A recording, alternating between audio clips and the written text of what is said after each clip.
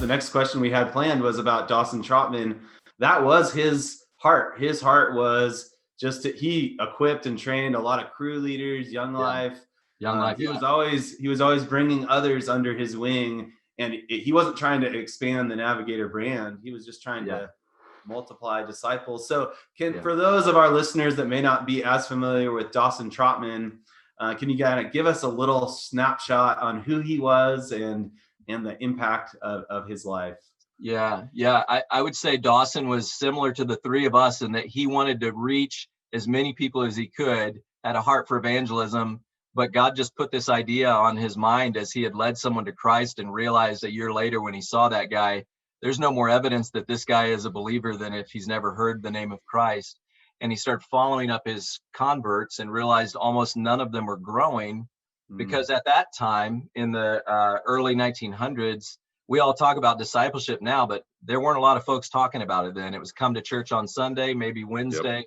And so Dawson came across 2 Timothy 2:2, and a light bulb went off that Paul's speaking to Timothy, the things that you've heard me say to you, Tim, and you take those and teach them to others, and then you teach them to do the same. And Dawson realized, man, I can reach more people if I'm not just doing evangelism, but I'm teaching them to do that. So he did that with a sailor named Les Spencer and started discipling him, and they would pray for the nations. And he taught him how to memorize scripture and study the word. And then Les had another guy, and he said, hey, Doss, why don't you do with him what you were doing with me? And he thought about it, and he said, if you can't do with him what I did with you, then what I did with you was a failure. So that was in 1933.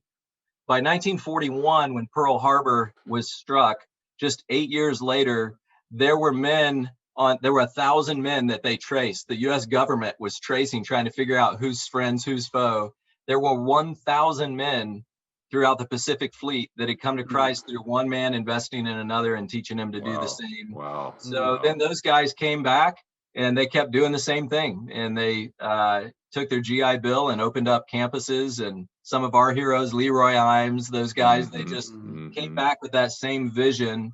So the Navigators has always had that vision of investing our lives. Isaiah 60:22 was a key verse for Dawson. It is for me too. The least of you will become 1,000, the smallest a mighty nation. And so at one point, somebody told Doss, I give my right arm to do what you do.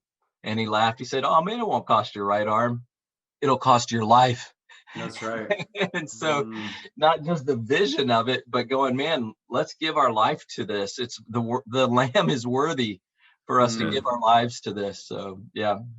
I was thinking about the Navigators even this morning too, Bryce. I was, when I was a college student, an upperclassman involved in Navigators took an interest in me, and he was different than any Christian I'd ever seen. He was the boldest believer on campus. So he had tremendous evangelism heart and skills that he was now communicating to me. He was an incredible servant. I'd never seen someone who was studying and memorizing the scriptures like he was. He was actually making disciples. I was involved in a lot of Christian activities. Yeah. I thought I was a Billy Graham on campus, and I thought I was, the great wise counselor or something. But no, he was actually producing fruit and had something to show for his time. And so he started helping me in areas, the areas of training, knowledge, skills, character, vision. He was, building those into me. And I ended up sticking around for a couple of years after college and still involved with the Navigators because I was getting such great training. Yeah. And I had these 4 or 5 guys that I had led to Christ, but they had not yet reproduced. And so I said, I'm not leaving Fayetteville until I've done this at least one time. Yeah. And so the Lord used the Navigators in my life. I've gotten to know some of your leaders. Doug Nunke, I knew him as a freshman at TCU, I was going to wear my Glen Airy